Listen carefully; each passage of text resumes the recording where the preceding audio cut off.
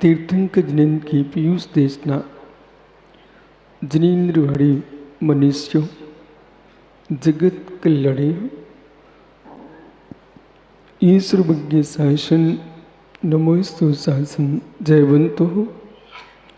जयवंतो वीतराग श्रवण संस्कृति। भगवत अरहत परमेश्वर तीर्थंकर जिनेश्वर देव ने विश्व वसुंधरा को परम तत्व प्रदान किया है। ऐसा परम तत्व प्रदान किया जिसे समझने के लिए लोगों ने कई भव पूर्ण किए। एक भव की साधना परम तत्व की सिद्धि का साधन नहीं बन पाती। अनेक अनेक भवों की साधना आत्म सिद्धि का साधन बनती है। पर जो अवस्थाएं प्रागभावभूत हैं उन सारी अवस्थाओं को देखना चाहिए। प्रागभावभूत हैं उन सारी अवस्थाओं को देखना चाहिए। आज तुम्हारी साधना है, इस साधना का भूत में अभाव था। आज तुम्हारी साधना है, इसका भूत में अभाव था। ये आपकी पुरानी साधना नहीं है, ये आपकी नई साधना है। और जब भी जीव सिद्धि को प्राप्त करेगा बिना प्राग भाव के सिद्धि को सिद्ध नहीं हो सकता। और जहां जीव ने ये निर्णय किया हम पूर्व से ही साधना कर रहे हैं, वो तुम्हारी पूर्व की साधना का अंत है। बहुत संभल के समझना, बहुत संभल के समझना। मिट्टी के घट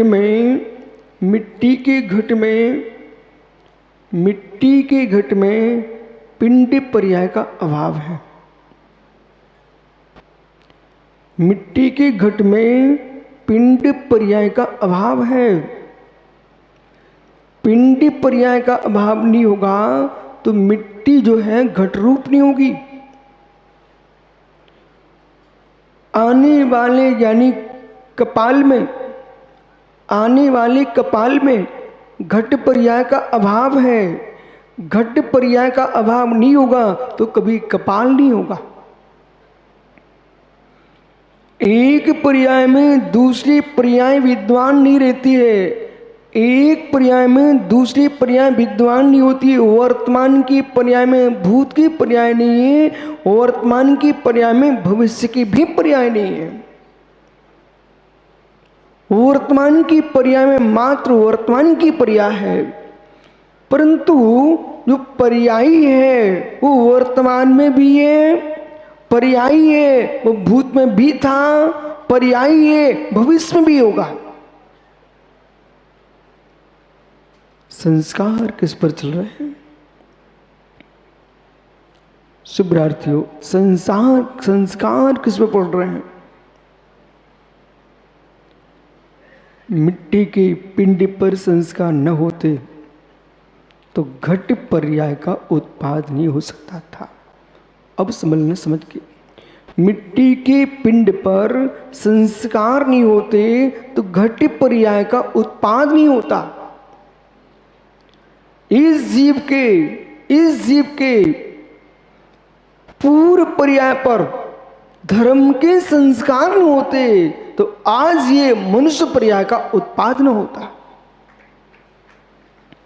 जब भी आप श्री जिनालय जाएं, योगियों के पास जाएं, अच्छे परिणाम तुम्हारे हों, भूत की पर्याय को भी धन्यवाद दे देना। जैसे उज्जवल पाटनी जी, कोई अपने दादा को धन्यवाद देता है, कोई माता पिता को धन्यवाद देता है, मित्र आंख बंद करके, आंख बंद करके, आंख बंद करके पूर्व भव के उन परिणामों को धन्यवाद दे देना जिन्होंने ऐसे प्रशस्त भाव रखे, इतने प्रशस्त प्रणाम किए कि मुझे इतना संस्कारित करके रखा कि मेरे आत्म द्रव्य को मनुष्य पर्याय में उज्जवल कुल में रख दिया। यदि पूर्व भव के पर्याय के परिणाम मेरे खोटे होते तो आज मेरा जीव द्रव्य किसी नरक की देह में होता। यदि पूर्व पर्याय में माया के परिणाम होते तो किसी पशु के शरीर में मैं होता। मेरी पूर्व पर्याय के परिणामों ने जरूर आर्जव धर्म का पालन किया होगा, सो आज मेरे मित्र मार्दव धर्म का पालन किया होगा, सो मनुष्य बन के बैठे हैं। बिना मार्दव भाव के जीव मनुष्य नहीं बन सकता। बिना मार्दव भाव के मनुष्य नहीं बन सकता। मृदो भावा मार्दवा, मृदु भावा मार्दवा, स्वभाव मार्दवम च। विराजो भैया, स्वभाव मार्दवम च। पहले एक खोजिए, तुम मनुष्य बन कैसे गए? मनुष्य बन कैसे गए? हे पका घट, हे चमकता घट, तेरे अंदर चाहे सलिल हो, नीर हो, चाहे घृत हो, चाहे दुग्ध हो, अहो पका घट, तेरे भीतर सलिल है शीतल, या फिर दुग्ध है मधुर, या फिर घृत है आयुष को बढ़ाने वाला। हे घट, तू अपने आप में अहंकार में मत डूब जा कि मैं घड़ा हूं, मैं घड़ा हूं। तू घड़ा जो बना है दूध से भरा। व्यक्ति मन वर्तमान में जब भरा होता है तो भूत को भूल जाता है, जबकि भूत को भी ध्यान रखना चाहिए, जबकि भूत को भी ध्यान रखना चाहिए।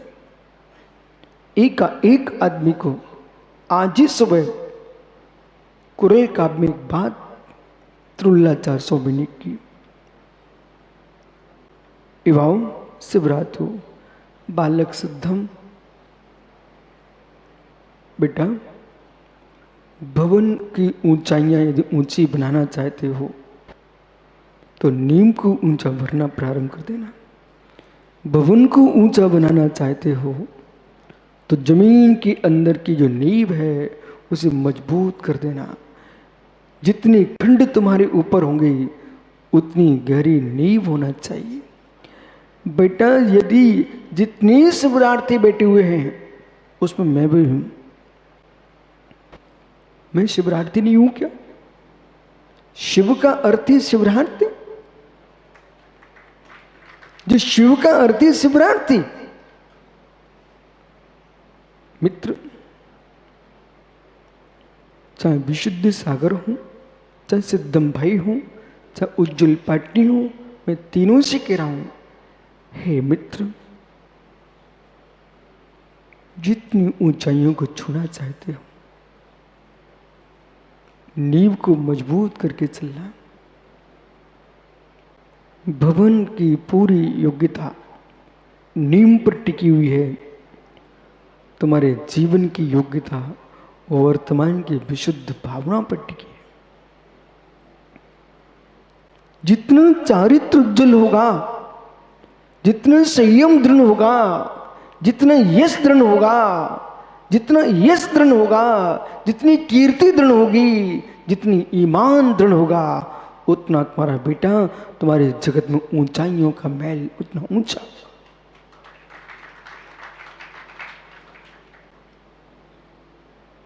वे लोग अपने जीवन में फैल हैं, वे लोग अपने जीवन अनुत्तीर्ण हैं जो यहां से सोचते नहीं है। 4 दिन का चमत्कार देखते ही एकदम छोटों को धक्का मार देना, बड़ों का अपमान कर देना, छोटों को धक्का मार देना, बड़ों का अपमान कर देना, बराबरी बालों से ईर्ष्या करने जाना, ये 3 बातें सीख लो। अपने जीवन में बर्बाद होना तो 3 बात से सीख लो। अपने जीवन में बर्बाद होना हो तो 3 बातें सीख लो। बराबर वालों से ईर्ष्या करना सीख लो, वृद्धों का अपमान करना सीख लो और छोटों को धक्का मारना सीख लो, तुम अपने आप नीचे गिर जाओगे। अहो सभा का वक्ता, अहो सभा के सभापति, तुम सभापति किसके हो? सभा का एक एक सदस्य यदि तुमने धक्का मार दिया, तुम्हारे प्रवचन की शोभा कौन है? जिनको उत्कृष्ट चाहिए, छोटों को स्नेह दें, वृद्धों का विनय करें और बराबर वालों से प्रेम रखें, तुम्हारा विकास होगा, निश्चित विकास होगा, निश्चित विकास होगा। यही लोग भूल करते हैं ज्ञानियों, यहीं पर लोग भूल करते हैं, यहीं पर भूल करते हैं। जितनी नजदीक तुम्हारे लोग हैं, जितनी पास में तुम्हारे लोग हैं, आपको बोध होना चाहिए। जितने बड़े बड़े किले हैं, मैंने बहुत बड़े बड़े किलों में जाके दिख के आया हूँ, चाहे चित्तौड़गढ़ का किला हो, चाहे झांसी का हो मित्र, चाहे आगरा का हो, जितने बड़े बड़े देश में किले खड़े हुए हैं, चाहे दिल्ली का लाल किला हो, और तो छोटी छोटी जो गढ़ियाँ हैं और जो तुम्हारे पुराने मकान हैं, बेटा देख सिद्धम, जो मकान बनते हैं, किले बनते हैं, उनकी दीवारें तो मजबूत होती हैं। चाहे आमेर का किला हो, चाहे अजमेर का किला हो, उनकी दीवारें तो मजबूत होती हैं, पर उन दीवारों के चारों कोनों पर आप आंख ले जाओ किले के पास, लंबी लंबी मोटी मोटी दीवार चिपकी होती कि नहीं चिपकी होती, गोल गोल। समझ में आया मैं क्या बोल रहा हूं? उन किलों पर गोल गोल एक प्रत्येक कोने पर लोग समझते हैं शोभा है, ये शोभा नहीं है, सुंदर भी लगता है, किला भी दिखता है, वो पास में क्यों चिपका के रखा है? यहां तक कि सामान्य ग्रामीण आदमी भी अपना मकान बनाता है, वो मकान की दीवार खड़ी करने के उपरांत अलग से मिट्टी लाकर कच्चे मकान में भी उसको थोड़ी ऊंचाई पर मिट्टी थोप देता है। ऐसा क्यों? ऐसा क्यों?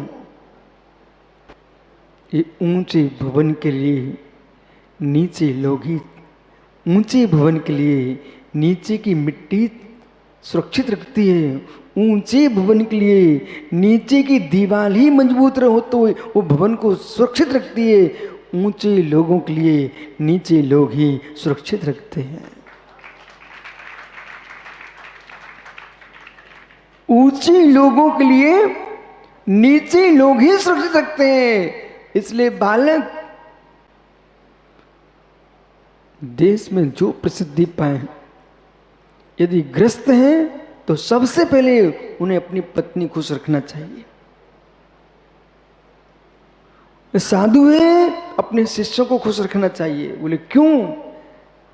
यही तुम्हारे नजदीक हैं, इन्हें तुमने सुरक्षित नहीं किया, तुम्हारी दीवारें हिल जाएंगी।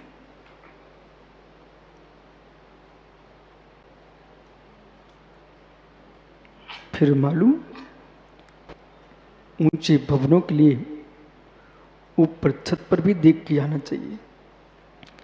10-50 करोड़ का मंदिर खड़ा कर दिया बालक, तेरे दादा ने 50 करोड़ का मंदिर बना दिया, लेकिन कभी छत पर नहीं जाते, नीचे दर्शन करके निकल जाते हैं। एक वृक्ष ऊपर लग गया पीपल का, एक झाड़ पीपल के ऊपर लग गया, तुम्हारे 50-100 करोड़ के मंदिर जो है ना 10 साल नहीं चल पाएगा। जैसे शिखर के ऊपर एक लगा वृक्ष और मित्र उसने अपनी जड़ें पकड़ी, मजबूत ऊंचाइयां पाई। आप विश्वास मानो, यहीं पर रायपुर में थोड़ी दूर पर यहाँ पर एक बहुत बड़ा मकान है, उस मकान में इतने बड़े बड़े वृक्ष खड़े हो चुके हैं, मकान का दिखना बंद हो गया, दिखना ही बंद हो गया। सुब्रत सागर याद है आपको? आराम में आप जहाँ रुके हुए थे उसके पीछे एक बहुत बड़ा भवन था, लोग ताला डाल के चले होंगे कहीं। उस भवन में मालूम इतने बड़े बड़े वृक्ष, आम जैसे, अंगूर जैसे बड़े बड़े वृक्ष खड़े हुए हैं, जहाँ पर लताएं लगी हुई है, एक भी ईंट दिखाई नहीं दे रही, सब दब गए। बालक एक एक विषय पकड़ में क्या कर रहा हूँ, मकान दुकान की व्याख्या नहीं है। जैसे ऊंचे मकान बना के रखें, तुम नीचे की सफाई करना जानते हो, ऊपर भी देखने जाना चाहिए कोई वृक्ष तो नहीं उग रहे हैं। ऐसे जिसने संयम को धारण कर लिया, यश को प्राप्त कर लिया, तुम ज्ञानी अंदर तो मौजूद दिख रहे हो, लेकिन ऊपर भी देखने आओ, तुम्हारे ऊपर कोई उग तो नहीं रहा है, तुमसे बड़े कोई खड़े तो नहीं हो रहे। नहीं तो उज्जवल पाटनी यही सोचते रहे, बस अब मैं ही मात्र बचा हूं, मैं ही मात्र बचा हूं। मित्र, शिखर के ऊपर वृक्ष होगा तो उसके ऊपर जाएगा कि नहीं जाएगा? ऐसी अपने जीवन के ऊपर कोई वृक्ष तो नहीं उग रहा है।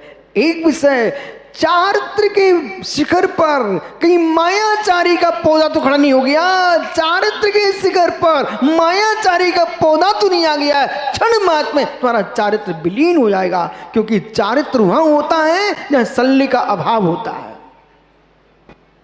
संयम वहां होता है जहां शल्य का अभाव होता है। बैठो बालक, बैठ जाओ भैया। जहां पर शल्य का अभाव होता है, ऊंचे महलों पर भी यदि वृक्ष उग जाए तो सारे मंदिरों को, मित्र औरंगजेब ने ही नहीं तोड़ा, बहुत सारे मंदिर आपके प्रमाण से टूटे हैं। बोले कैसे टूट गए महावीर पाटनी जी?